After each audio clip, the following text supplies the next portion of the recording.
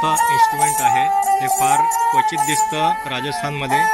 आमेर फोर्टमध्ये फिरताना मला प्रथमच आता दिसलं आणि हे खास राजस्थानी इन्स्ट्रुमेंट आहे जे तंतुवाद्य आहे आणि हे राजस्थानमध्ये म्हणजे भारतामध्ये राजस्थान आणि श्रीलंका इथेच मिळतं आणि अतिशय पुराणं असं जुनं असं इन्स्ट्रुमेंट वाद्य आहे आणि अतिशय नम्रपणे हा जो वाजवणारा आहे तो ते वाजवतोय आणि लोक अतिशय प्रेमाने त्याला मानधन देतात।